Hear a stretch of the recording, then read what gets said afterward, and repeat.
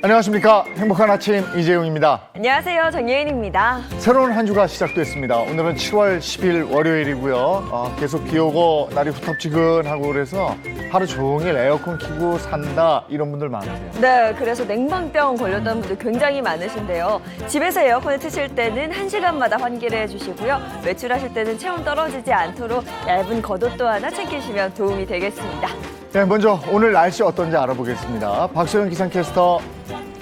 네, 상암동에 나와 있습니다. 이번 주는 한 주 내내 비 소식이 있습니다. 어제에 이어 오늘도 전국 대부분 지역에 짧은 시간 동안 강하게 쏟아지는 소낙성 호우가 예상되는데요. 나오실 때는 우산을 꼭 챙기셔야겠습니다. 네, 오늘 새벽에는 서울에 비가 정말 많이 내리더라고요. 오늘 날씨 어떤지 자세히 전해주시죠. 네, 현재 경기 남부와 강원 남부, 충청권과 경북 북부 내륙, 또 전남 서부에는 호우특보가 발효 중입니다. 강한 비구름과 함께 강풍특보도 내려졌는데요. 출근길 교통안전에 각별히 주의하셔야겠습니다. 오늘 예상되는 비의 양은 중서부와 호남, 경북 북부 내륙에 최고 100mm 이상의 많은 비가 내리겠고요. 서울 등 그 밖의 지역에도 5에서 80mm가 예상됩니다. 오늘 중부와 호남, 경북 북부 내륙은 집중호우에 대비가 필요합니다. 시간당 30에서 60mm의 물벼락이 쏟아질 수 있겠습니다. 비가 오지만 무더위는 계속됩니다. 현재 경기 남부와 충청, 남부 많은 지역에는 폭염특보가 발효 중인데요. 습도가 높아서 최고 체감온도가 33도 이상으로 오르는 곳이 있겠습니다. 온열 질환에 걸리지 않도록 건강관리 잘 해주셔야겠습니다. 오늘 한낮에는 서울 29도, 광주 30도, 대구는 33도까지 오르겠습니다. 이번 주 내내 비 소식이 이어지겠고요. 주 후반에는 중부지방을 중심으로 강하고 많은 비가 예상됩니다. 비 피해 없도록 철저한 대비해 주셔야겠습니다. 지금까지 날씨 전해드렸습니다.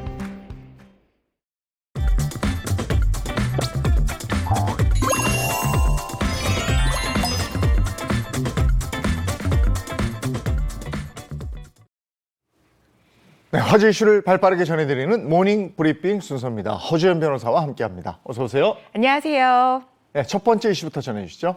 네, 첫 번째 이슈 후쿠시마 원전 오염수 감독입니다. 라파엘 그로시 국제원자력기구 IAEA 사무총장이 어제 오전 국회에서 더불어민주당 의원들과 만났습니다. 이 자리에서 그로시 사무총장은 오염수 방류가 국제적인 안전 기준에 부합하는지 IAEA는 그 절차나 기능 등 모든 면을 검토하기 위해서 수년, 수십 년간 계속해서 상주하겠다고 전했습니다. 앞서 지난 4일 IAEA는 일본 측의 오염수 방류에 문제가 없다는 내용이 담긴 이 최종 보고서를 전달했는데요. 이에 대해서 민주당의 후쿠시마 원전 오염수 해양 투기 저지 대책위 단장인 위성곤 의원은 깊은 유감을 표명하면서 IAEA 최종 보고서의 부실함을 지적하기도 했습니다. 위 의원은 IAEA 보고서는 오염수 처리 시설 중 핵심 설비인 다액종 제거 설비의 성능 검증도 하지 않았고 오염수가 장기적으로 해양 생태계에 미칠 영향도 검토하지 않았다고 짚었습니다. 또 오염수 방류에 반대하면서 단식 중인 우원식 의원은 그로시 사무총장이 언론 인터뷰에서 핵 오염수를 마실 수도 있고 수용할 수 있다 이렇게 말한 걸 보고 굉장히 우려스럽다라고 얘기를 하면서 그럴 정도로 안전하다면 이 해양에 버리지 말고 물 부족 국가인 일본이 국내에서 음용수로 쓰든지 아니면 공업용수나 농업용수로 쓰라고 일본에 권고할 의사는 없는지 묻고 싶다고 전하기도 했습니다. 네, 이렇게 후쿠시마 오염수 논란이 불식되지 않는 가운데 오염수 방류가 임박해지면서 갑자기 또 불티나게 팔리는 제품들이 있다고요? 네, 방사능 측정기 관련 제품들이 지금 난립니다. 후쿠시마 원전 오염수 방류가 초일기에 들어가면서 이 생선과 어패류와 같은 수산물 안전에 대한 우려가 굉장히 커지고 있는데요. 불안해진 일부 시민과 자영업자들이 온라인에서요.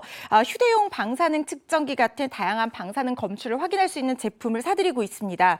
온라인 쇼핑몰에서는 많은 종류의 휴대용 방사능 측정기가 판매가 되고 있는데 이 기기들은 의류나 식품뿐만 아니라 공기 안에 있는 방사능 검출 여부까지도 확인하는 제품들이 있다고 하고요.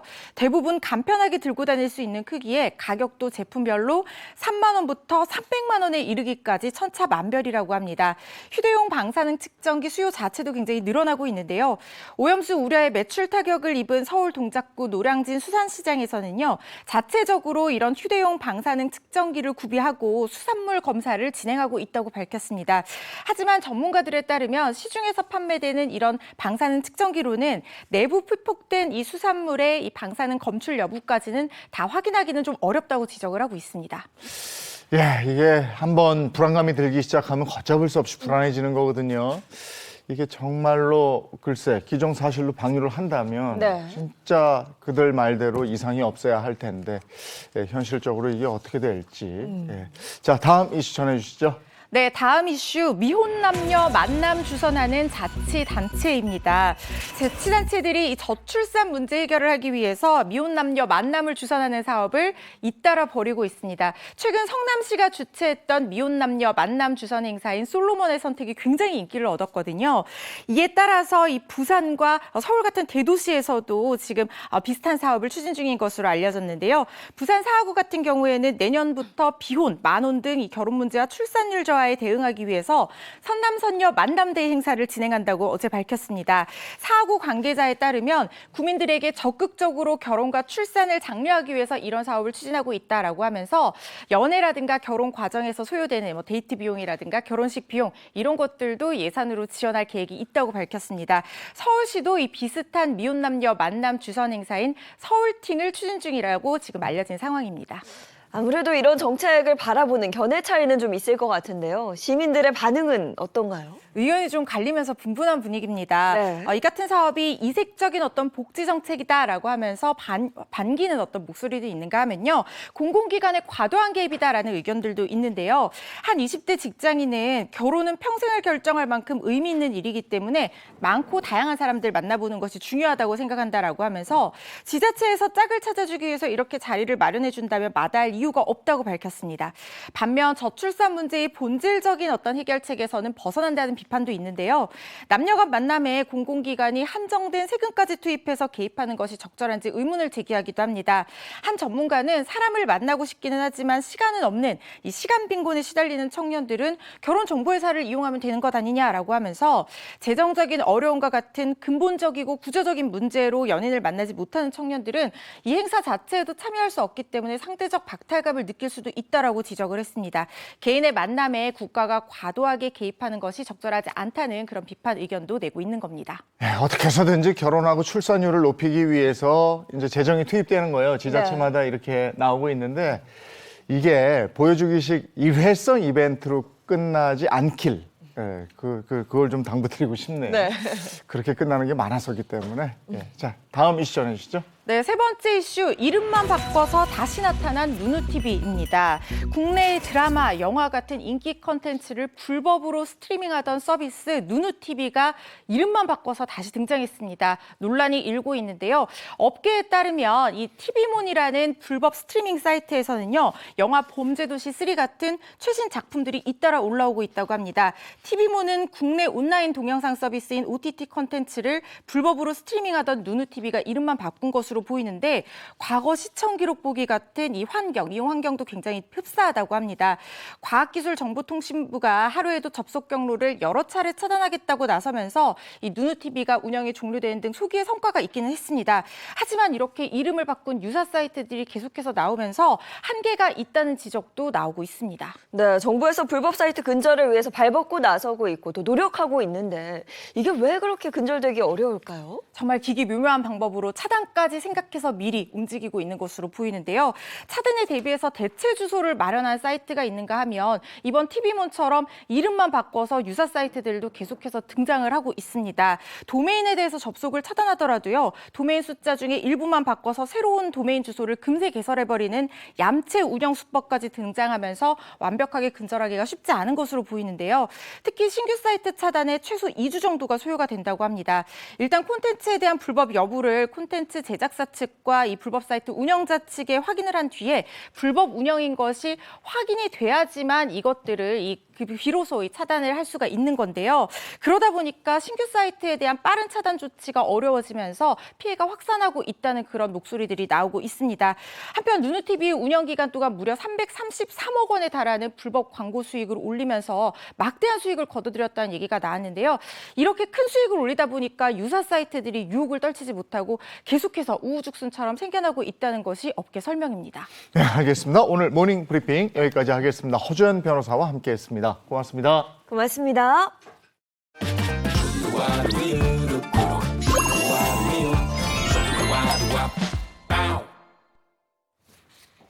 야, 이번엔 알면 부자 되는 부동산 트렌드와 알짜 정보를 알려드리겠습니다. 부동산 인사이트 시간인데 요즘에 귀촌 지역으로 제주도가 뭐 요즘이 아니고 좀 됐어요. 그죠? 네. 예, 제주도가 막 뜨고 있는데 오늘 색다르게 제주살이 할 수 있는 곳이 있다고 그래서 저희가 찾아가 봤습니다. 네, 제주의 다양한 집을 소개하기 위해 개그맨 이동엽 씨와 도광록 씨가 다녀왔다고 하는데요. 무엇을 보고 왔을지 영상으로 함께 하시죠. 더워도 너무 더운 요즘 여름. 그런데 이 날씨보다 더 뜨거운 게 있다고 하는데요. 바로 부동산 열풍. 롤러코스터보다 빠른 부동산 시장에 최근 새로운 트렌드가 생겼다고 하는데요. 시시각각 달라지는 부동산 시장에서 지금 뜨고 있는 부동산 핫플을 알고 싶다면 바로 여기를 주목하세요.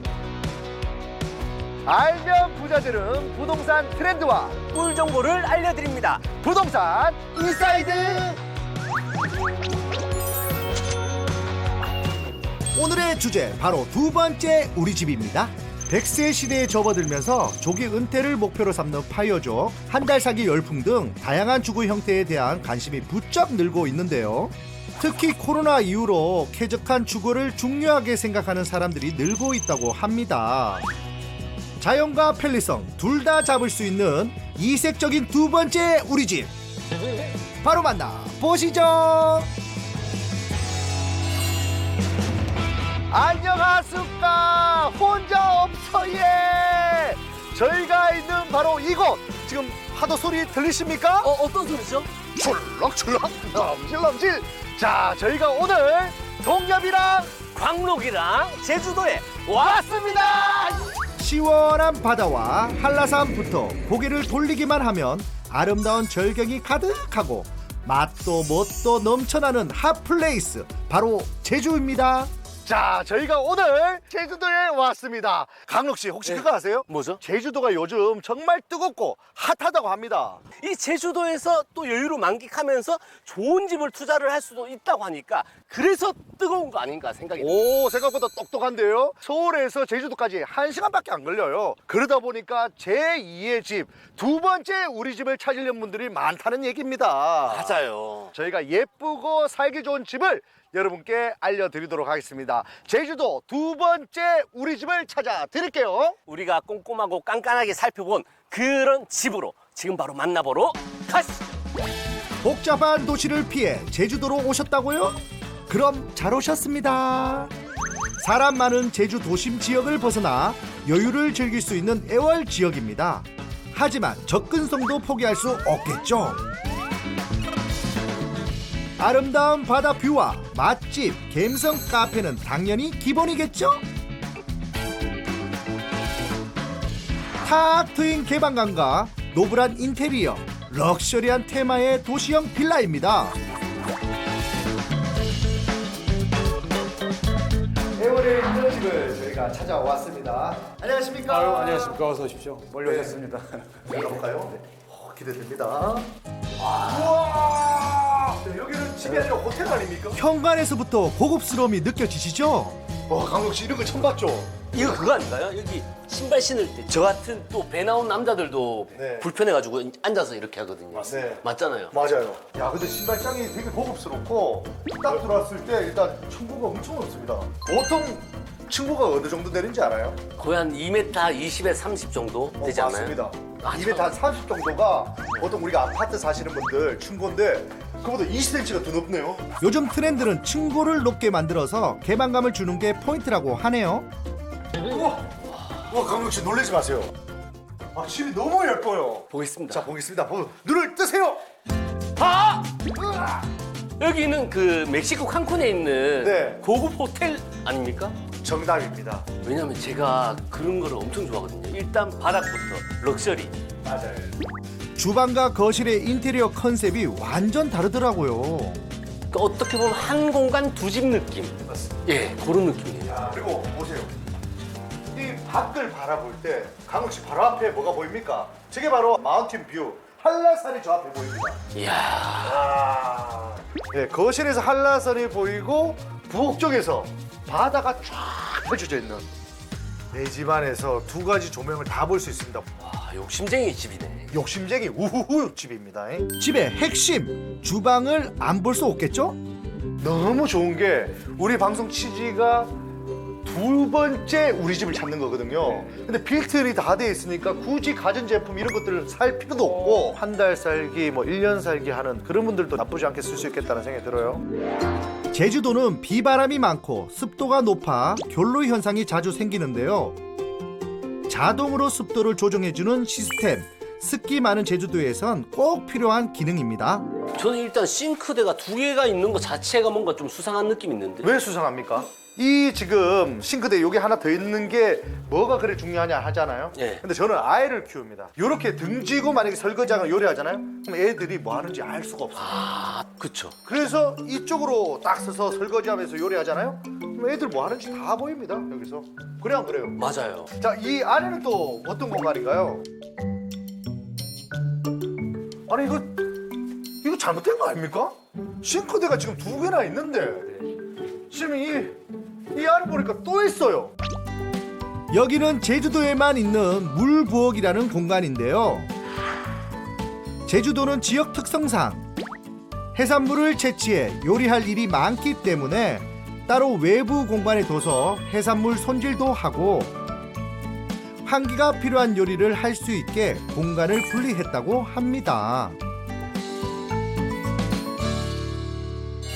쭉 얘기를 들었는데 강록 씨는 어떤 점이 이 집이 마음에 듭니까? 저는 일단 높은 층고와 뭐 따로 제가 사가지고 올 필요가 없는 다 빌트인이 되어 있는 이게 저는 너무 마음에 들어요. 그리고 강록 씨가 아까 얘기했듯이 럭셔리한 네. 그 부분이 강점이다. 마감이나 이런 거 보면 바닥 자체가 너무 고급져가지고 맞습니다. 동엽이도 정말 좋게 생각하는 부분이 지금 왼편에는 산이 보이고 오른편에는 바다가 보이는 이런 생각이 들어서 너무 매력적이라고 생각이 드네요.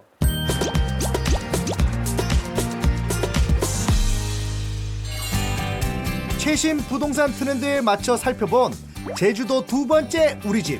한 번쯤은 꿈꾸는 제주살이의 로망을 이번에 한번 실현해 보시면 어떨까요? 경치도 이쁘고 집도 이쁜 제주도에 살면 엄청 낭만적이지 않을까요? 맞습니다. 여러분들 이색적인 제주살이를 해보면 어떨까라는 생각이 듭니다. 여러분 제주도에 살면 너무 좋아요.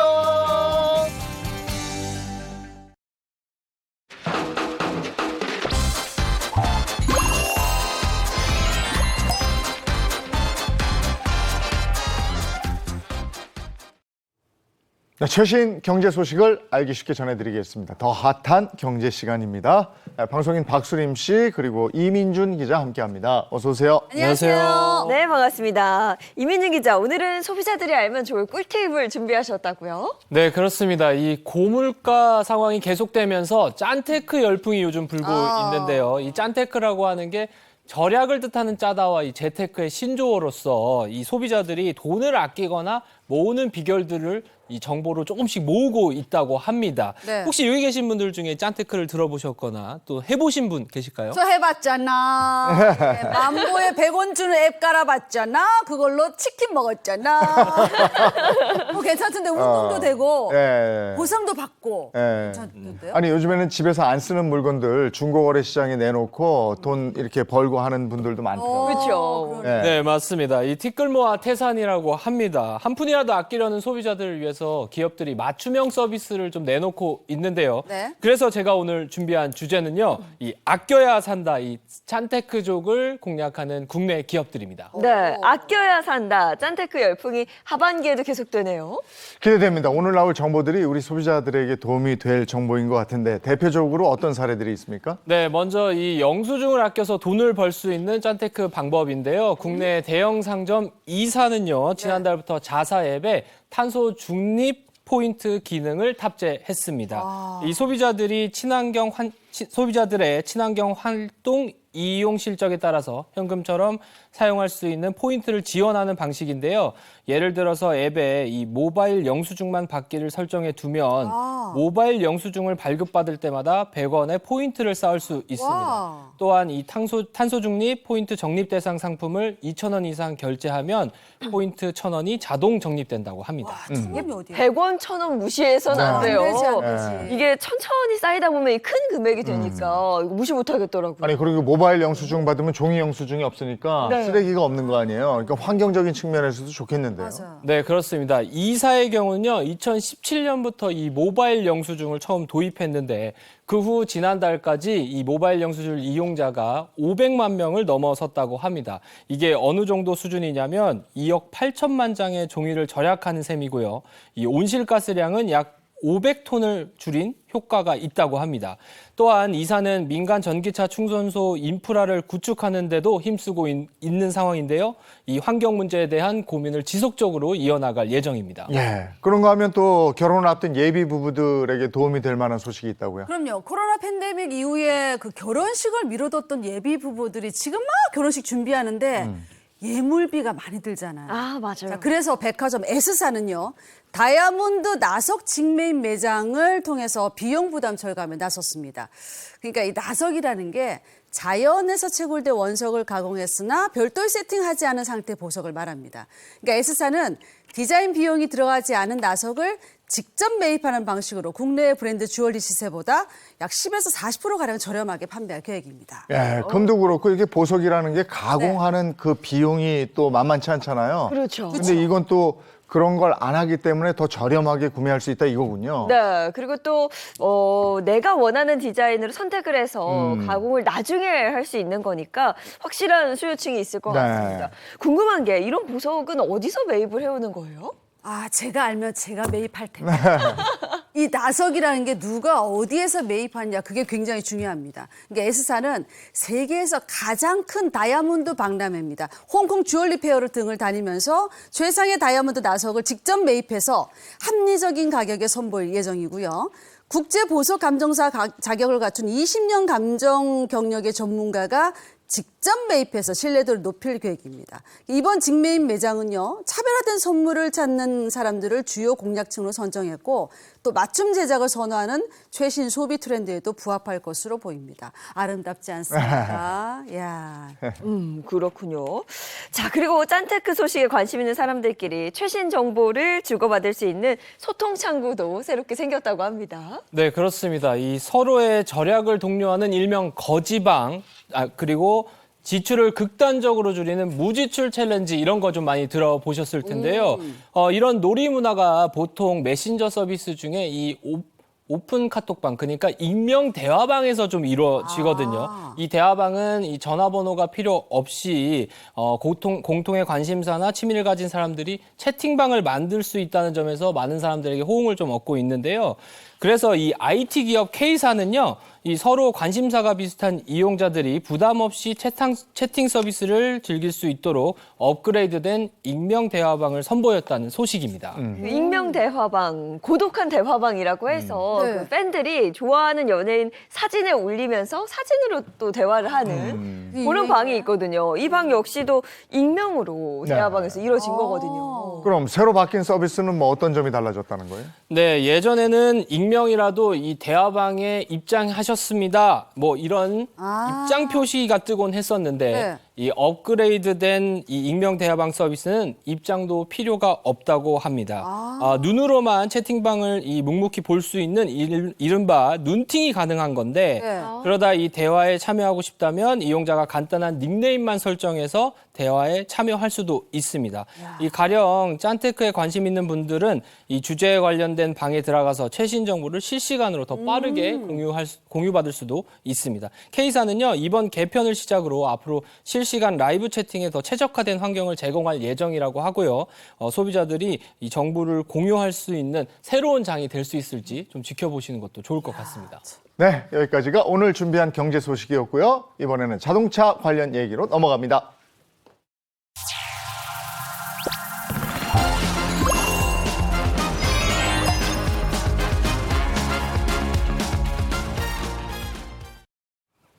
네, 자동차 관련 얘기 나누겠습니다. 허주연 그리고 주희양 변호사 두 분입니다. 어서 오세요.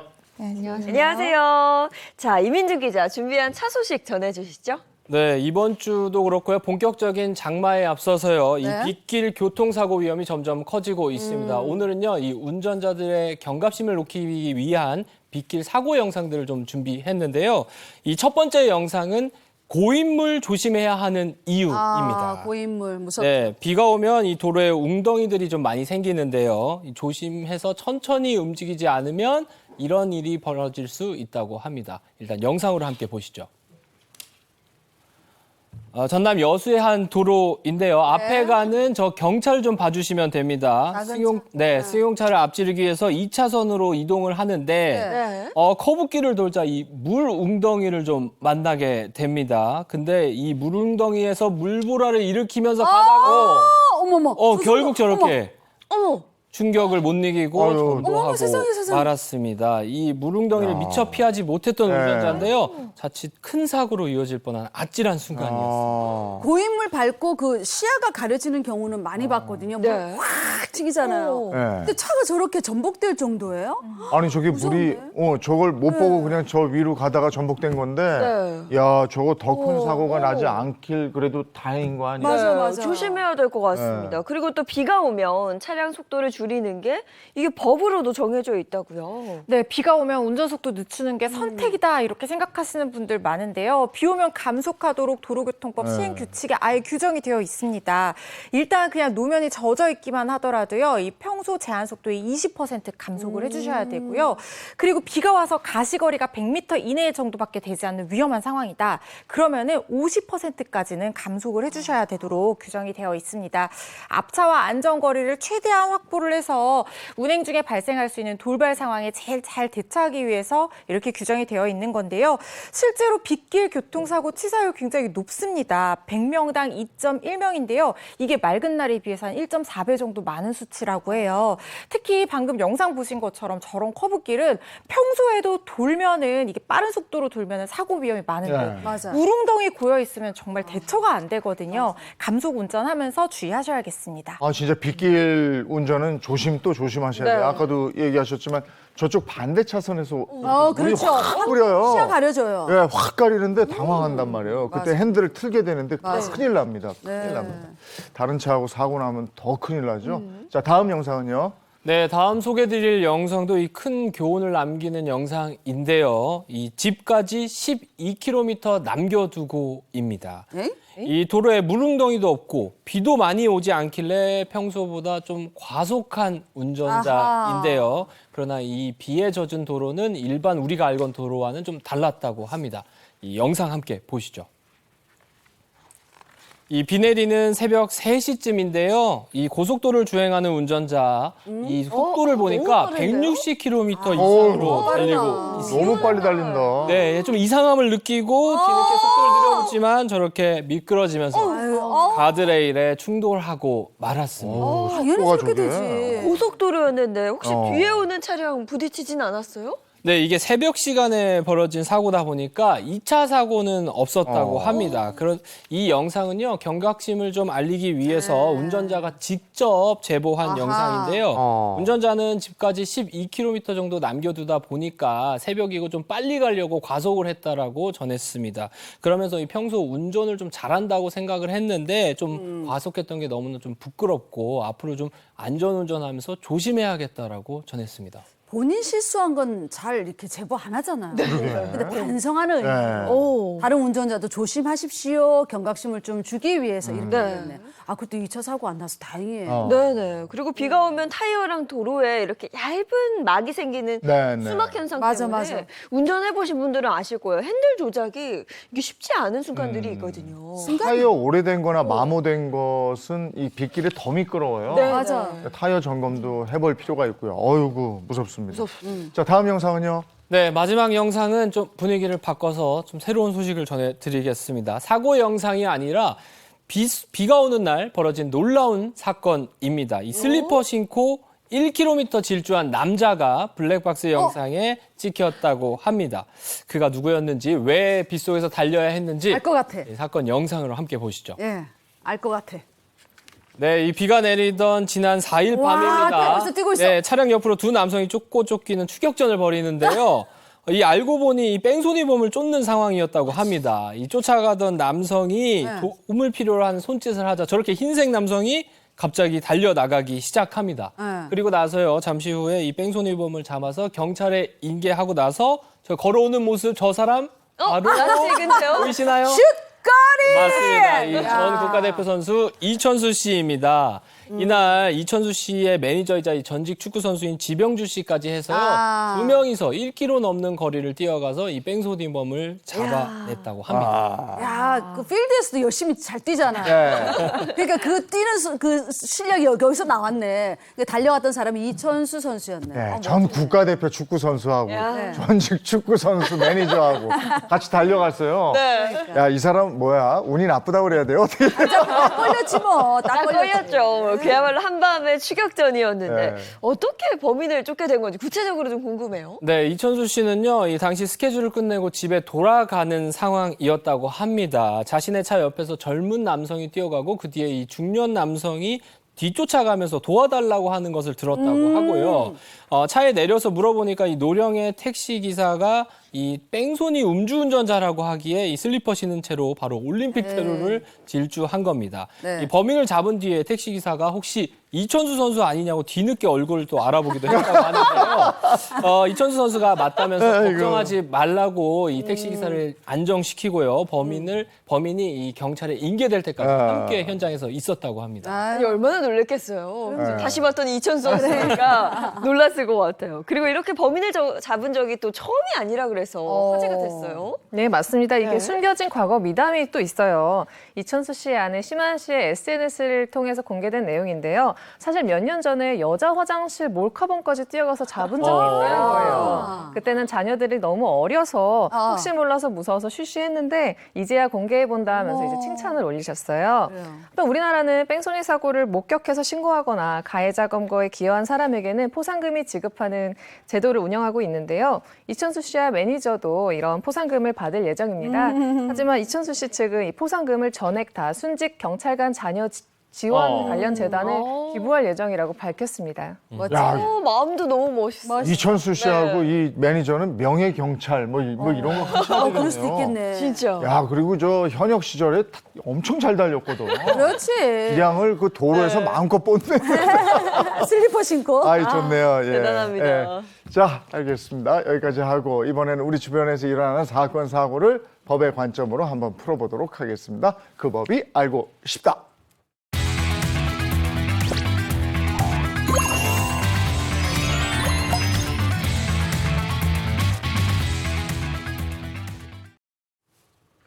그 법이 알고 싶다. 오늘 주제는요.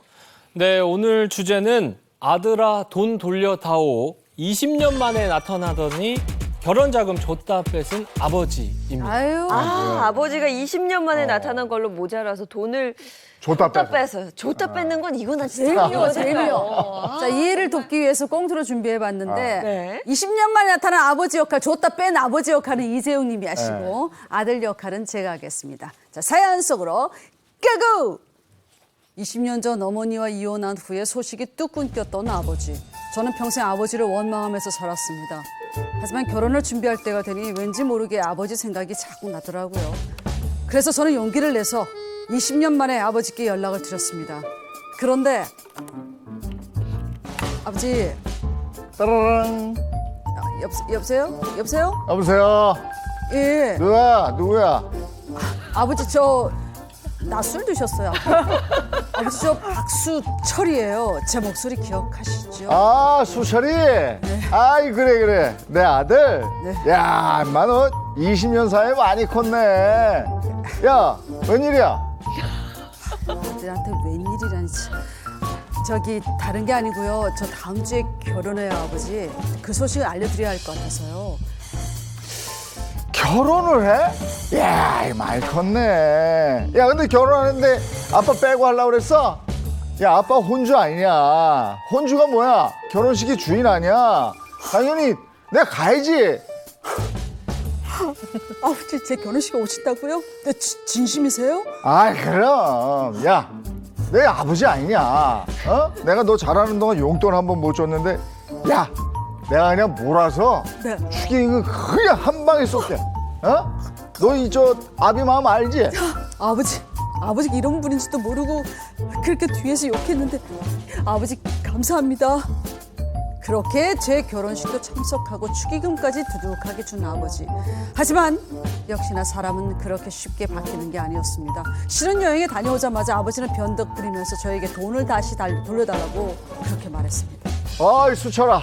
잘 갔다 왔어? 네, 아버지. 그거 내놔, 그거. 네? 아, 빨리 내놔. 아, 무슨 말씀? 기념품 말씀하시는 거예요? 내가 준 축의금 있잖아. 에? 너 빨리 내놔. 아, 저 결혼 자금하라고 주신 거 아니었어요? 아니, 이미 전셋집 구할 때 다 썼는데. 너 인마, 눈치도 없어요. 내가 왜 그 돈을 줬겠어? 어? 너 신혼여행 갔다 왔지? 예. 아니, 신혼여행 가서 내 명품 선물 좀 사오라고 준 거 아니야. 아, 자식, 그 눈치도 없이 그걸 전셋집. 야, 내놔, 빨리. 아버지 선물 비용이었다고요? 아버지 정말 너무하신 거 아니에요? 너무하기만 뭐가 너무해. 눈치 없는 네가 너무한 거지. 참, 늙음하게 아들 덕좀 보나 했더니, 야, 좋은 말 할 때 빨리 돈 내놔. 어? 안 내놓으면 너 10원에 한 대씩이야. 아버지 깡패요? 결혼 자금으로 준 돈을 다시 돌려달라는 아버지. 아니, 한 번 준 돈을 줬다 뺏는 게 어디 있습니까? 심지어 수천만 원 달하는 목돈이라 당장 마련하기도 힘든데 정녕 이 돈을 돌려줘야 됩니까? 이거가 아버지 야, 너무한데요. 20년 만에 나타나서 아버지 아버지요. 노릇 하나 했더니 그 돈을 또 돌려달래요. 네. 아들이 너무 실망했겠는데 뭐 어떤 얘기입니까? 이게? 네, 이 초등학교 때 부모님이 이혼하고 20년 넘게 아버지를 못 봤던 30대 남성 A 씨의 사연입니다. A 씨는 결혼을 앞두고 아버지에게 이 소식을 좀 전했는데요. 네. 그동안 양육비를 한 푼도 주지 않았던 이 아버지 B 씨는요, 이 결혼 자금에 보태라면서 현금 8천만 원을 주었다고 합니다. 아들은 이 아버지가 지난 세월에 대한 미안함에 대한 표시인 걸로 이해를 했었다고 하는데 그런데 얼마 지나지 않아서 이 아버지의 태도가 돌변했습니다. 이 본인이 당장 살기 힘들다면서 그 돈을 돌려달라고 이야기한 겁니다. 아니 근데 아들이 처음부터 달라고 했던 돈도 아니었잖아요. 소식을 듣고 본인이 그냥 준 건데 이걸 또 뺏겠다는 거예요? 진짜 이거 먼저 줘놓고 뒤늦게 달라고 그러니까 이거 어떻게 해야 되는 거야? 이건 좀 아니죠. 네, 이게 돈을 준 이유가 있었는데요. 이 사실 아버지는요, A 씨의 어머니죠. 이 전 부인과 재결합을 좀 하고 싶은 마음에 아들에게 선심을 좀 썼던 거였습니다. 그러나 일이 무산되자 갑자기 다시 이제 돈을 돌려달라고 이야기를 한 겁니다. 이 사실을 알게 된 아들은요, 급하게 2천만 원 정도를 모아가지고요, 아버지에게 돌려줬다고 합니다. 어머니랑 재결합하려고 처음에 잘해줬던 거네요. 진짜 실망스럽다. 진짜 너무 밉다, 아빠. 이유가 있었던 거잖아요. 그래. 단순한 축하가 아니라. 맞습니다. 게다가 이 아들이 무리해서 돈을 좀 일부 갚았는데 네네. 아버지의 성화가 멈추지 않았다고 하고요.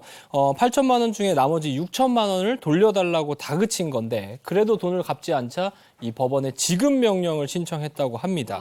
이에 아들은 이 아버지와 결국 소송을 해서 패소하게 되면 이 돈을 또 갚아야 하는 것에 대한 고민을 좀 토로했습니다.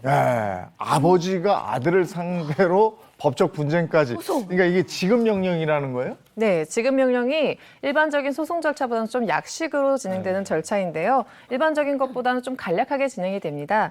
채권자가 지급 명령을 신청하면 법원에서 간략하게 사유가 있는지를 보고 채무자에게 바로 지급을 명령을 합니다. 그렇기 때문에 채권자, 채무자 모두 법원에 출석하지 않고요. 비용도 일반적인 소송보다는 훨씬 저렴한 편입니다.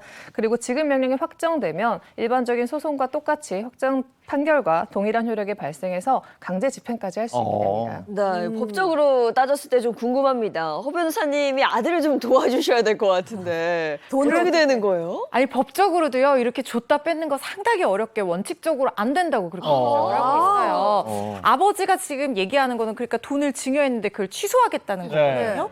그런데 원칙적으로 증여의 취소는 안 됩니다. 특히 한 번 이렇게 돈을 줬다, 그다음에 부동산 소유권 이전 해줬다 그런 경우에는 아주 예외적인 경우가 아니라 이거 다시 돌려받는 것이 상당히 어렵게 되어 있는데요.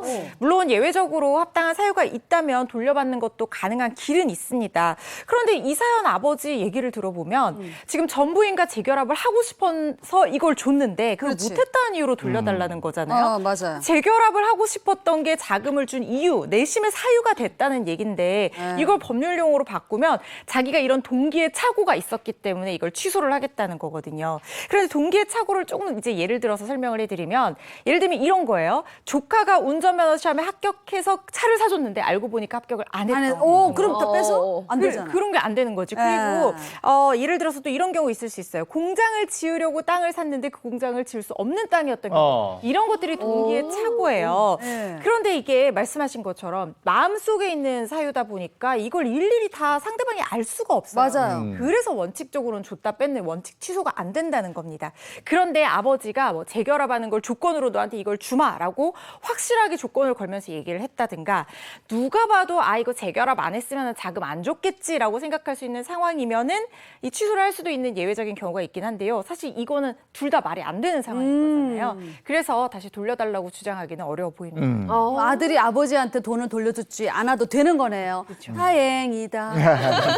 아버지가 법원에 가서 신청한 거 이거 어떻게 해요, 그럼? 그거는 빨리 이의신청을 하셔야 돼요. 지급 명령은 이 지급 명령을 받은 14일 이전에 이의신청을 해야지 안 그러면 강제집행까지 가능한 판결문이 되어버리거든요. 그렇기 때문에 이렇게 아버지와 법정 분쟁을 벌인다고 마음이 편하지 않더라도 얼른 이의신청을 하셔야지 이 채무를 벗으실 수가 있습니다. 아버지가 이렇게 나올 수도 있어요. 계약서 있어? 계약서 있어야 되는 거 아니야? 안 그럼 내가 해지할 수 있는데 그렇지, 이렇게 나올 그렇지. 수도 맞아요. 있거든요. 하지만 아까 말씀드렸다시피 이 구두 증여 계약은 해제가 가능하지만 이미 준 돈을 뺏을 수는 없어요.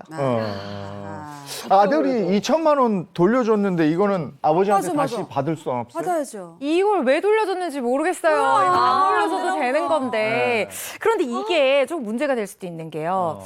아버지가 이걸 가지고 이걸 기화로 해서 난 증여한 게 아니라 대여한 거다. 뭐 이런 식으로 법적 절차에서 주장할 가능성도 있습니다. 그래서 이게 약간 분쟁의 씨앗이 될 수는 있는데 저한테 오시면 이거를 저는 양육비까지 청구해서 더 받아들일 것 같아요. 지금 아버지가 20년 동안 과거 양육비 한 번 주지 않고 연락을 끊었다고 했잖아요. 이미 받은 돈을 돌려주는 거, 돌려준 돈을 다시 받고 이 문제가 아니라 양육비까지 더 청구할 수도 있는 사안으로 보이거든요. 하지만 실무적으로 가면 아마 이거는 판사님이 조정 절차에 회부하실 것 같아요.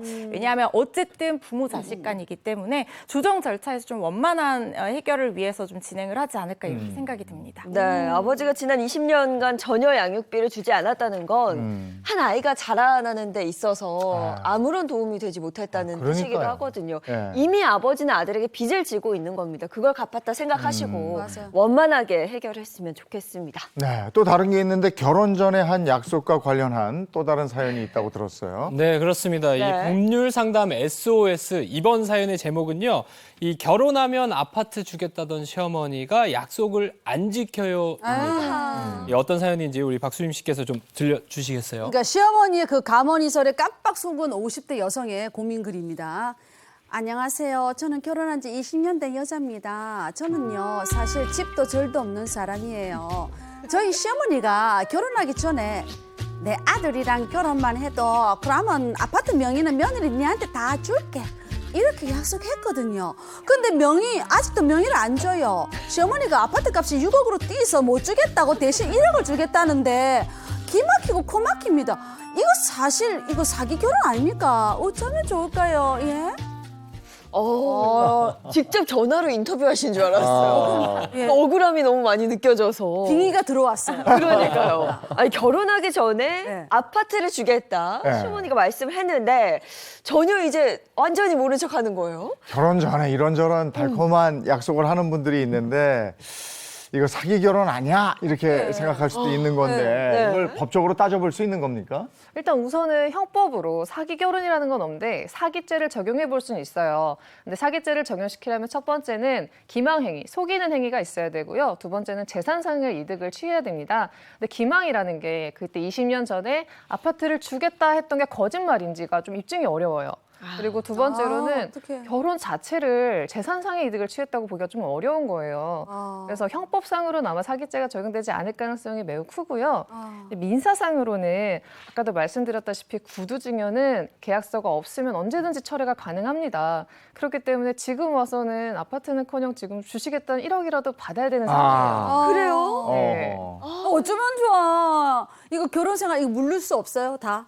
그런 생각 어떻게 물려? 다 물릴 수 없어. 지금 이분이 사기 결혼이라고 주장하시는 걸로 네. 봐서 사기를 이유로 혼인 취소 소송을 할 태세가 될까 좀 걱정이 되는데요. 근데 이것도 인정이 되지 않을 가능성이 높아요. 왜냐하면 우리 법원에서는 사기를 이유로 혼인을 취소하려면 그 거짓말이 혼인의 본질적이고 아주 중요한 내용에 관한 부분이어야 되거든요. 네. 근데 우리가 아파트 받으려고 결혼하는 거 아니잖아요. 그렇지. 남편과 사랑해서 가정 이루려고 결혼하는 거기 때문에 이건 본질적이고 중요한 내용에 대한 거짓말이 아니라고 봐서 이 취소 소송 받아들여지지 않을 가능성이 높고, 그리고 설사 기망에 해당한다고 하더라도 안날로부터 3개월 이내에 제기를 하셔야 되는데 제가 봤을 때 이미 지난 것 같거든요. 그래서 그냥 1억 원 받으시고 행복하게 잘 사시는 거 추천드립니다. 근데 그 아파트도 사랑에 포함되어 있지 않았었을까? 아니, 사람도 중요한데. 아파트는 사랑이에요. 예, 알겠습니다. 네. 그 법이 알고 싶다. 여기까지 하겠습니다. 고맙습니다. 고맙습니다.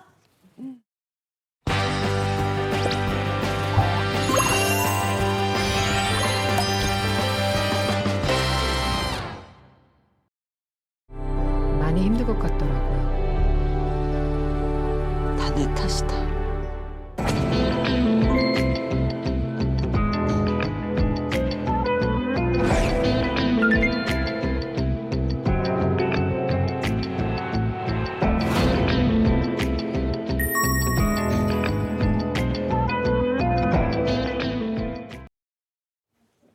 살면서 겪게 되는 모든 고민을 속 시원하게 해결해 드리겠습니다. 용한 상담소 이호선 전문가입니다. 어서 오세요. 안녕하세요. 반갑습니다. 네, 반갑습니다. 자, 오늘 상담소에서 이야기 나눌 오늘의 주제는요, 바로 이겁니다. 그때 그렇게 할 걸 살면서 후회되는 순간입니다. 이게 참 그래요. 뭐 시간을 되돌릴 수 있다면 나는 그때 이런 선택을 했을 텐데, 그런 순간들은 다들 좀 있지 않나요? 저는 2006년에 결혼했고 2000년도에 남편을 만났는데 2000년도에 만나서 바로 결혼을 했었어야 돼. 그 6년이라는 세월이 빨리 결혼했었어요. 그래, 애 하나 더 낳고. 아유. 아니 근데 우리가 살다 보면 껄껄거리 많아요. 네. 맞아요. 그때 그거 할 걸, 그때 그거 하지 말 걸, 말 걸, 그때 그거 투자할 걸, 투자하지 말 걸. 투자 나와요. 하지 말거리죠. 그때 그 집을 샀어야 되는 건데. 그러니까 그 집을 살 걸, 아니 뭐 그 집을 사지 말 걸. 맞아요. 너무 많은 껄껄거리 있어요. 소장님은 네. 어떠세요? 안 그러실 것 같은데? 그때 그 집을 살 걸. 그 집을 샀어야 되는 건데. 그 땅을 샀어야 되는 건데. 이번 주제와 관련해서 우리가 한 가지 저 퀴즈를 또 준비했어요. 네. 네. 제가 오늘 퀴즈를 하나 준비했는데 여러분들 한번 맞춰보시기 바랍니다. 굉장히 쉽지만 생각보다는 맞추기 어려운 문제일 수 있는데 자, 지금부터 풀어보시기 바랍니다. 자, 문제 나갑니다. 미국 코넬대 칼 필레머 교수는 65세 이상 미국인 1,500명에게 질문을 했습니다. 네. 이들은 인생을 살면서 가장 후회하는 것으로 이것을 꼽았는데요. 이것은 무엇일까요? 1번, 여행을 많이 가지 않은 것. 2번, 시간을 낭비한 것. 3번, 건강 관리를 안 한 것. 4번, 주변 사람들에게 잘해주지 못한 것. 다음 중 어떤 것이 1위로 꼽혔을까요? 정답. 저는 3번. 건강관리 안 한 거? 쓰라고 있는 거 아니에요? 이거? 정답 썼는데. 네. 저는 2번. 2번. 시간을 낭비한 거. 시간을 낭비한 거. 나도 건강 관리. 건강 관리를 안 하는 거. 저도. 다들 이제 본인이 못한 거 중심으로 생각을 하는 거죠. 네네. 다들 이런 질문들에 대해서 말씀하신 답분들이 꽤 많긴 했는데 실제 정답은 몇 번인가? 1번, 2번, 3번, 4번 다예요? 모두 다 땡입니다. 아니라고? 땡이에요. 아니라고? 이때 나왔던 정답은 뭐냐면 네. 걱정하는데 너무 많은 시간을 썼던 거. 이게 이제 걱정하는데. 정답으로 나왔는데 오. 가만 생각해보면 우리 추측으로는 옛날에 그거 샀어야 됐었는데 애들한테 좀 더 잘해줬어야 되는 건데 걱정 많은 아니면 그때 거구나. 바람을 피지 말았어야 하는 건데 뭐 이런 얘기들이 많이 있을 거라고 생각했는데 가장 많은 답변은 내가 사실 내 인생을 너무 걱정하는데 많은 시간을 소진했다라는 답변이 나왔는데 굉장히 인상적이죠. 이 방송을 지금 저희 엄마가 좀 보고 계셔야 할 텐데 저희 집 걱정이 인형이거든요. 네. 맞아. 아, 걱정하는데 너무 많은 시간을 쓴 거. 아유, 네. 그런 어떻게 보면 마음가짐이잖아요. 네. 그걸 좀 바꿔야 될 것 같습니다. 자, 어떻게 살아야 후회하지 않을까 이런 생각을 하면서 오늘 주제와 관련된 본격적인 토크 들어가죠. 네, 들어가 보도록 하겠습니다. 이번 사연은 50년 넘게 바뀌지 않는 습관 하나 때문에 고민인 분의 사연입니다. 저희가 실제 사연을 바탕으로 재구성했는데요. 영상으로 함께 보시죠. 안녕하세요. 서울에 사는 50대 후반 여자입니다. 저한테는 고치기 힘든 고질병이 하나 있습니다. 바로 자책하는 습관이에요. 저는 일이 잘못되면 아이고 다 내 탓이다, 다 내가 못나서 그렇지, 내 책임이다 이런 생각을 많이 해요. 생각해보면 저는 예전부터 그랬던 것 같아요. 애들이 취업이 안 됐을 때도 내가 애들 학업을 더 지원해줬으면 좋은 학교 가서 취업도 잘 됐을 텐데 하고 후회되더라고요. 또 옛날에 남편이 사업을 말아먹었을 때도 저는 남편보다 제가 더 원망스러웠어요. 회사 관두고 사업한다 할 때 말릴걸 왜 가만히 내버려뒀을까. 그랬으면 남편이 이렇게 망하진 않았을 텐데 다 내 잘못이다 이런 생각이 꼬리에 꼬리를 물어요. 그러다 얼마 전에 또 일이 생겼는데요. 딸이 공황장애 약을 먹고 있다는 걸 제가 3개월 만에 알았어요. 회사 스트레스 때문에 그렇다는데 저는 딸이 그 정도일 줄 몰랐거든요. 어떻게 한 집에 사는 엄마가 그것도 몰랐을까? 내가 힘이 안 되니까 딸이 병원이라도 찾았나 보다 하고 제 자신이 너무 원망스럽더라고요. 그러다 저도 모르게 가슴을 탁탁 하고 멍이 들 때까지 쳤나 봐요. 그러니까 딸이 내가 이럴까봐 엄마한테 말 안 한 거야. 내 병은 엄마랑 상관없으니까 엄마 탓 좀 하지 마 하더라고요. 어휴, 딸 말이 틀린 게 없어요. 제 탓을 하면 안 되는 건데 나이 들수록 더 심해지는 것 같아요. 애들 키울 때 잘해줄 걸, 돈 때문에 아등바등 살지 말 걸. 지난 세월을 돌이켜볼수록 후회만 돼요. 툭하면 자책하는 제 습관을 고칠 수 있을까요? 아, 이게 어떻게 보면 남의 탓하는 사람이 더 많은 세상인데 네. 내 탓이요, 내 탓이요, 내 큰 탓이로 소이다. 네. 맞아요. 이건데 너무 가는 거지. 네. 그러니까 너무 나를 자책하는 거죠. 네, 그럼 주위 사람도 사실 보는 게 좀 힘들거든요. 맞아. 특히 이분은 나이가 들수록 자책하는 습관이 더 심해지는 것 같다고 했는데요. 소장님은 이 사연 어떻게 보셨어요? 사실 우리가 정신 건강의 최고봉은 남 탓입니다. 역시 남 탓하는 게 내 속은 제일 편한 거거든요. 근데 사실 우리가 살면서 내 탓을 하는 분들은 되게 동량의 미덕이자 동시에 어른의 미덕으로 많이 알려져서 이게 내가 책임지고 내가 이 부분에 대해서 분명히 뭔가 기여하거나 혹은 영향을 미친 지점이 있다라고 생각하는 것, 이게 어떻게 보면은 동양의 미덕처럼 생각이 듭니다만 이게 쌓이고 인생의 굴레를 몇 번 걸치고 나면 이게 화병이 되는 경우도 굉장히 많거든요. 근데 그 근간에는 걱정이 굉장히 크게 자리 잡고 있는 거죠. 근데 이 걱정에 대해서 굉장히 유명한 티베트 속담이 있는데요. 걱정을 해서 걱정이 없어지면 걱정이 없겠네. 뭐 이런 속담이 있습니다만 네. 요새 아이들 키워보신 분들 다 아시겠지만 어릴 때야 새벽 2시까지 젖 먹이면 아이고 힘들어 죽겠다 하지만 지금 애가 2시까지 안 들어오면 열딱지가 나는 거고 맞아요. 옛날에는 뭔가 된다 싶을 때 그 된다 되는 시점엔 지금하고는 또 걱정이 또 다른 부분이 있었던 거거든요. 그래서 걱정은 세월에 따라 달라진다는 거. 그러면서 이 걱정이 우리 후회와 함께 맞물려 가지고 마음의 짬뽕을 막 이루어내게 되는데요. 그런 차원에서 이런 부분을 잘 해결해야 인생도 좀 수월하지 않을까 싶습니다. 네, 모두 다 내 탓이지. 자책하는 습관을 멈추고 싶어요. 자, 솔루션 보겠습니다. 첫 네. 번째 솔루션입니다. 자, 첫 번째 솔루션. 마이너스 걱정법을 활용하라. 마이너스? 우리가 마이너스 통장을 아는데 아, 그렇지. 마이너스 걱정법은 뭐예요? 이게 우리가 살아가면서 우리 지금 사연자께서 하신 이 말씀을 아마 너무 많이 공감하실 겁니다. 내가 그때 그렇게 할 걸, 내가 저때 저렇게 할 걸, 지금은 이런 걱정 어떻게 하나, 앞으로는 어떻게 하나, 이런 여러 생각들과 걱정들이 머릿속을 가득 채우고 있을 때 머리는 정말 엉망진창이 되는 거거든요. 맞아요. 이럴 때 신박한 걱정 정리법 같은 거 있으면 얼마나 좋을까? 신박한 후회 걱정법 이런 정리법 있으면 얼마나 좋을까? 이런 생각 가지신 분들 많을 텐데 제가 이런 이야기를 묶어서 마이너스 걱정법이라고 이름을 한번 지어봤습니다. 이 마이너스 걱정법 대단한 건 아니에요. 그러나 가만 한번 생각해 보시고 실제 한번 적용해 보신다면 내 마음속에 회환으로 자리 잡았던 수많은 이야기들, 수많은 문장들 반드시 지워낼 수 있을 겁니다. 그걸 위해서 지금 저희한테 이거 특별한 준비물. 종이하고 펜을 주신 거예요. 네네. 그럼 저 TV 보시는 분들도 좀 같이 네. 배워서 따라해 보시면 좋겠네요. 자, 지금 이제 하실 수 있다면 종이 한 장 그리고 볼펜 하나 준비하시면 좋고요. 네. 아니면 혹시 집에 이렇게 쉽게 붙였다 때는 포스트잇이라고 하는 거 있죠? 그렇죠. 그런 거 하나 좀 준비하시면 좋습니다. 준비하셔서 뭐 하시냐면 지금부터 내가 머릿속에 떠오른 옛날에 후회했던 거, 옛날에 잘못했던 거, 이거 이랬을 걸 하는 막 이런 그 껄껄했던 내용들 한번 쭉 적어보시고요. 네. 현재 걱정거리도 한번 적어보세요.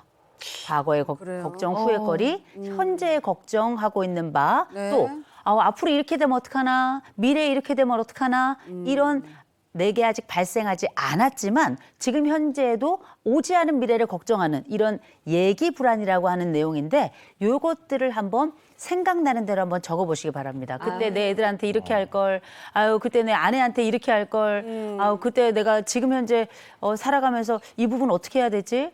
또 혹시 길을 가다 넘어지면 어떡하지? 앞으로 10년 뒤에 내 노후는 어떻게 해야 되지? 이런 걱정들 굉장히 많이 있을 겁니다. 걱정거리들을 가능하면 구체적으로 하나하나 다 적어보시는 게 좋아요. 이런 것까지 써야 되나 싶을 정도로 시간이 되실 동안에는 이걸 다 적어보시기 바랍니다. 오늘 비도 와요. 밖에 또 나가시기도 불편하신 분들 계시면 또 시간이 조금 되시면 시간을 들여서 일부러 앞뒷장 빼곡하게 한번 적어보시고 포스트잇을 쓰시는 분 같은 경우에는 포스트잇 한 장에 하나씩 쓰시면 좋아요. 포스트잇 한 장에 하나씩 아니 이렇게 무슨 몇 적어보시면 개만 좋아요. 쓰려고 줄줄 나와. 줄줄이 나와요. 한 장 갖고 부족할 것 같은데. 그래서 이런 것들을 한번 네. 생각해 보시면 네. 가능하면 이 문장들 또 내용들을 구체적으로 자세하게 쓰시는 게 아주 중요하다는 걸 좀 말씀드립니다. 자, 일단 쓴 것까지 먼저 적어 보시고요. 네. 적어 보시고 네. 여기 지금 세 분 쓰고 계신데 한글을 잘 모르나 봐요. 너무 늦게 쓰시네. 나중에 쓰시던가. 아니 저는 네. 이걸 쓰라는 게 걱정이야. 뭘 써야 되나. 그러면 네. 대충 중요한 고민은 좀 네. 썼어. 그럼 네. 그 다음에 네. 뭘 해야 돼요? 일단 한번 내 걱정이 어떤 건지 잠깐 좀 읽어볼까요, 우리? 그러니까 네. 전 20대 때 폭식하고 포금하고 건강 챙기지 않은 거 이것도 그 남편한테 너무 잔소리 많아야 하는 거 좀 줄일 걸. 또 30대 때 애들 너무 아기 때 좀 더 많이 좀 놀아줄 걸. 그렇죠. 이런 거. 그다음에 네. 시어머님한테 좀 더 잘해드릴 거. 안 나오네. 이재용 아나운서 거 너무 웃겨. 학교 다닐 때 공부를 좀 할 걸. 아이 참. 거기에 투자하지 말 걸. 그때 집 팔지 말 걸. 뭐야? 좀 더 일찍 풀이할 걸. 너무 현실적이에요. 우리 장희연 아나운서는요? 저는 막상 적으려니까 그 걱정이나 이런 게 잘 없나 봐요. 저는 그냥 아니 예인 씨는 원래 걱정이 없어. 네. 아니 걱정 없는 분들이 원장적으로. 있어요. 네. 이런 분들은 살아가면 앞으로도 아마 별로 걱정이 없을 거예요. 네. 네. 사람마다 특성이 다 있어서 네. 내 걱정이 어떤 사람은 정말 많은 사람들이 있고 좀 적은 사람들이 있는데 걱정이 난 좀 많은 편이 하는 분들은 이거 꼭 쓰셨으면 좋겠습니다. 이렇게 지금 우리가 하나씩 자세하게 꼼꼼하게 페이지를 넘어가면서 또 여러 종이를 써가면서 여러 구체적인 내용을 써보셨을 텐데 이걸 뭐라고 하냐면 구체화라고 불러요. 우리가 이 걱정이나 후회를 구체화해야 되는 이유가 뭐냐면 네. 대부분 우리가 감정을 슬픔, 외로움, 쓸쓸함 이런 것들을 잘 구분을 못하는 것처럼 뭉뚱그려서 나 외로워 아니면 나 속상해 이렇게 이야기하는 것처럼 막상 내가 가지고 있는 걱정의 내용들이나 후회의 내용들이 내 안쪽에 들어와서 막 뒤섞이고 세월이 흐르면서 이게 어떤 게 걱정이고 어떤 게 후회인지 어떤 게 내 걱정이고 어떤 게 남의 걱정인지 잘 모르는 경우가 많습니다. 이런 것들을 구체화해 보면 실제 내 걱정에 어떤 부분이 강조돼 있고 실제 어떤 부분이 내 걱정일 수 있는지 아니면 이게 내 걱정인지 남의 걱정인지 또 이걸 해결할 수 있는지 없는지를 확인할 수 있는 굉장히 중요한 구분 자료가 되는 거거든요. 먼저 구체화 자세히 써보는 것부터 해보신 거 지금 하신 거거든요. 아마 이건 내가 얼마나 걱정이 많은지도 확인하고 두 번째 내 걱정들이 지금 현재 과거에 있는 걱정인지 현재에 있는 걱정인지 미래 걱정인지도 한번 구분을 해볼 수도 있는 거고요. 더 중요한 건 뭐냐 내가 가지고 있는 이 걱정들이 실제 많구나 또 적구나 내가 가지고 있는 걱정들을 내가 쓸 수 있구나 없구나 쓸 수 있는 걱정이구나 없는 걱정이구나 이런 것들도 구분할 수 있다는 거 굉장히 좋은 지점이라고 봅니다. 네. 그 다음에 또 뭘 써야 될까요? 이렇게 해서 일단 쓰셨죠? 네. 그러면 걱정을 많이 쓰신 분들은 지금부터 하셔야 될 게 시점을 좀 나누셔야 돼요. 시점을 나누셔서 예를 들어서 과거는 빨간색으로 과거는 빨간색. 현재는 뭐 파란색으로 그리고 미래는 노란색으로 해서 그런 식으로? 이렇게 걱정을 좀 나눠보시기 바랍니다. 그렇게 나눠보시면 아 이게 과거에 있었던 게 지금까지 이어지고 있는 게 있고요. 현재에만 존재하고 있는 게 있고 아직 오지 않은 건데 내가 이걸 마치 현재 걱정인 걸 댕겨서 하고 있는 게 분명히 있다는 걸 아실 겁니다. 그래서 이걸 형광펜으로 나누시든지 아니면 포스트잇으로 하신 분들은 요 무대기를 따로 모으세요. 이렇게 따로따로 이렇게 모아보세요. 네네. 딱 모으시면 그 다음번이 훨씬 더 중요한 과정인데 그 다음번 과정은 뭐냐? 지금부터 구분을 해놨죠? 네. 해놓은 구분을 지우기를 시작하셔야 됩니다. 지우기? 10년 동안 계속 가지고 있었는데 절대 해결이 안 됐던 걱정들 있죠? 아. 나는 왜 이렇게 살이 안 빠지나? 이거 지우세요. 해봐야 소용이 없는 걱정입니다. 10년간 10년간 해왔는데. 그렇죠. 그리고 옛날에 그때 성형을 했어야 되는 건데 이런 것도 다 쓸데없는 걱정입니다. 그리고 옛날에 가지고 있었던 것들 중에 지금 생각해도 이건 앞으로도 해결되지 않는다 싶은 그 걱정들 있죠? 이건 다 지우셔야 됩니다. 그러면 그중에 많은 것들이 지워지고 몇 개가 남을 거예요.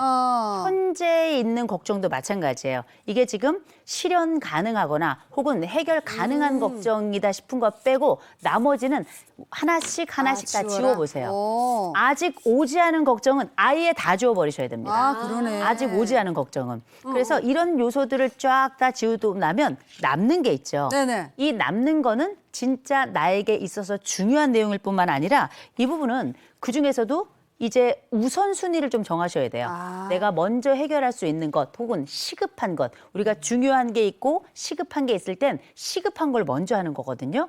그다음에 중요한 걸 선택하는 거라 시급한 것들을 먼저 중심으로 이렇게 우선순위를 적어보시고 가능한 것들이 있으면 그중에 실현 가능한 거 먼저 시작해서 풀어가고 해결하기 시작해야 되는 거거든요. 일단 전체 걱정의 양이 적어서 시점을 나누어 보면 굉장히 줄어든다는 걸 알고 그러면 무슨 일이 벌어지냐면 우리가 봄, 가을로 해서 왜 옷장 정리 같은 거 하잖아요. 맞아요. 옷 정리하잖아요. 버릴 거 버리고 남길 거 남기면서 옷장이 시원해지고 개운해지면서 내가 입을 옷이 분명해지죠.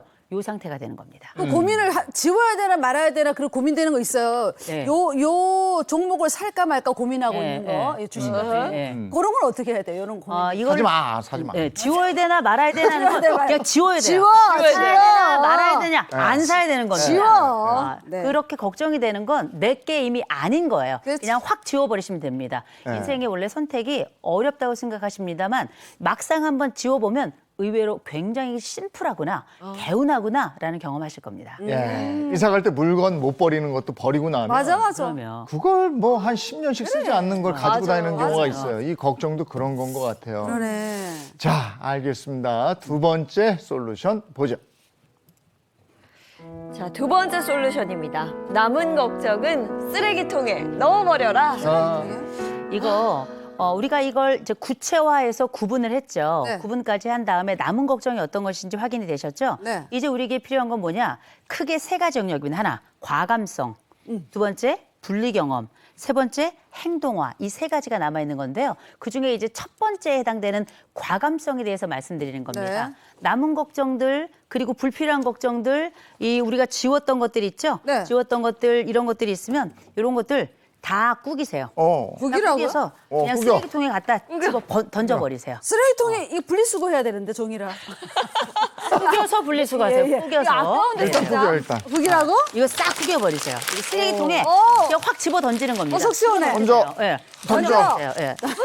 먼저. 이게 뭐냐면 내 걱정을 네. 버릴 수 없다고 생각하는데 그게 착각이라는 거죠. 이런 그 내가 막상 이걸 과감하게 뭔가 떨쳐버리는 행동을 한다는 것 자체가 내 마음속에 일종의 용기를 낸 거고 이것 스스로가 나로부터 걱정이 떨어질 수 있다라고 하는 경험을 하는 거기 때문에 이런 과감성 적어서 뭉쳐서 쓰레기통에 버리는 행동 꼭 한번 이게 해보세요. 이게 연극인가 싶죠? 네. 이 연극 같은 이 행동이 내가 실제 이게 가능할 뿐만 아니라 개운해지는 경험 그리고 이 부분이 분리됐다는 경험을 통해서 이 걱정을 다시 끌어오는 것을 방지하는 역할을 하게 됩니다. 이게 실제로 심리치료에서도 쓰이고 이런다는 거잖아요. 그럼요. 네. 이 부분이 마음의 일차 정리라고 부르는 거고요. 일 차 정리를 통해서 내가 딱 떨어냈으면 그 다음번에 이 떨어낸 걸 다시 가져오지 않는 연습이 2차 정리거든요. 이 1차 정리만 하는 것만으로도 우리는 내가 가지고 있는 것들 중에 분리해낼 것들이 분명히 있고 분리가 가능하다는 용기도 얻게 될 겁니다. 이 걱정이나 고민들을 구겨서 버리는 순간 마음속에 뭔가 그 해방감을 좀 느끼게 되는 것 같아요. 그러니까 심리적인 치료가 될 것 같아요. 이 구겨서 걱정 이렇게 버리면 완전히 걱정 사라지는 걸. 그걸 살짝 버리는 게 아니라 팍 버려야 돼. 던지듯이. 네, 죄송합니다. 스태프들 죄송합니다. 제가 다시 분리수거할게요. 이거 제가 말씀드렸던 과감성, 집어 던져보는 경험, 네. 그리고 이 집어 던지는 것 자체가 나로부터 분리 경험이 일어나는 거예요. 이 두 번째가 있었다면 이제 정작 중요한 게 필요합니다. 행동화가 필요해요. 행동화. 이 세 번째는 우리가 알고 있는 이 걱정이라고 하는 건 다시금 자력 같은 게 있어서 확 달라붙어요. 네. 다시금 와서 나에게 부르지 않아도 나에게 와가지고 나를 침범해 버리거든요. 네. 이럴 때면 어떤 생각이 뚝 떠올라. 그런데 그 걱정이 이전에 내가 버렸던 걱정이에요? 그러면 어떻게? 벌떡 일어나셔야 됩니다. 이런 후회가 들어요? 벌떡 일어나세요.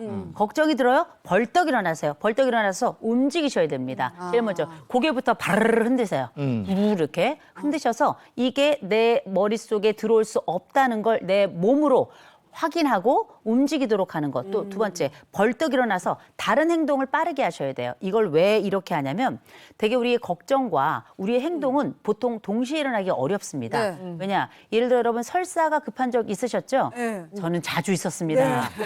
아무리 걱정이 많아도 막 화장실이 너무 급하잖아요. 맞아. 걱정이고 나발이고 없어. 맞아 없어. 이게 가만 생각해 보면 어쩌면 나에게 더 급한 일 혹은 더 큰 일이 있다고 생각이 들면 작은 일이거나 상대적으로 하찮은 일은 뒤로 밀리게끔 되는 것. 이게 이제 사람이 가지고 있는 습성이기 때문에 제일 먼저 행동이 일어나게 나면 행동이 일어나는 순간 생각은 두 번째로 밀리게끔 돼 있는 겁니다. 이걸 자꾸 습관으로 해야 돼요. 어른으로 살아간다는 건 좋은 말과 행동이 습관으로 자리 잡는 게 굉장히 중요한데 네. 이걸 그 옛날 BC 4세기 때 플라톤은 덕이라고 불렀습니다. 이런 좋은 행동과 말이 내 생활 속에 자리 잡으면 불가피하거나 불필요한 것들이 나를 침범해서 나의 삶을 뒤죽박죽으로 만들고 내 생의 회로를 엉망진창으로 만드는 일을 최소화할 수 있는데 이런 방식으로 우리는 걱정을 덜어낼 수 있고 후회를 다시금 잘 정리해서 이렇게 나 외의 것으로 만들어낼 수 있다는 거 기억해 보시고 꼭 오늘 실천해 보시기 바랍니다. 네. 그러니까 지난 과거와 오지 않은 미래의 걱정을 덜어내니까 현재만 남아요. 네. 현재에 집중하라는 얘기죠. 이걸 우리가 흔히 효능감이라고 부르는 거예요. 내가 내 걱정을 컨트롤할 수 있고 통제할 수 있다는 내가 잘 해낼 수 있다는 신념 이걸 우리가 자기 효능감이라고 하는데 이런 이 방법들을 통해서 우리는 효능감 경험을 하게 되고 이게 쌓이게 되면 생애 자신감과 행복감도 훨씬 더 높아질 겁니다. 어른의 기쁜 느낌인 거죠. 네. 우리는 일어나지도 않은 일에 대해서 너무 많은 걱정을 안고 사는 것 같아요. 맞아요. 오늘 걱정들 쫙 적고 지워보고 또 구겨서 버려보고 하면서 마음속에 깊은 고민이나 걱정 좀 털어내셨으면 좋겠습니다. 마이너스 걱정법으로 걱정의 총량을 덜어낸다. 네. 걱정할 일이 아까 그 팁에 그 얘기 걱정을 해서 걱정이 없었으면 걱정이 없겠네. 맞습니다. 걱정을 해서 걱정이 또 외워요, 없어지면 저. 걱정이 없겠네. 네, 고맙습니다. 고맙습니다.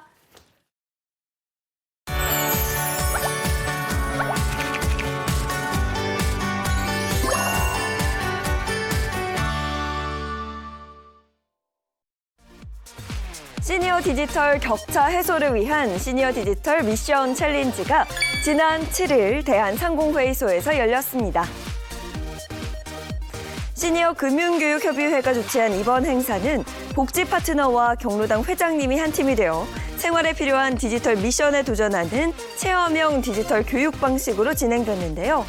참가자들은 총 5가지로 구성된 챌린지 존에서 음성 비서로 전화 걸기, 카카오톡으로 영상 통화하기, 키오스크로 음식 주문하기, 모바일 뱅킹으로 100원 보내기, 금융사기 OX 퀴즈 맞히기 등의 미션을 수행하며 실생활에 유용한 디지털 활용법을 직접 체험했습니다.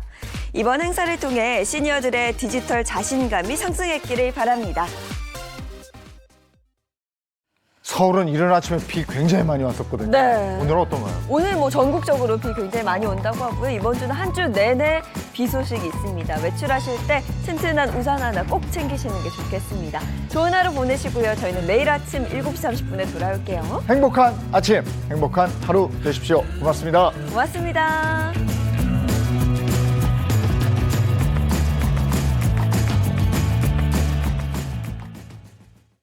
채널 A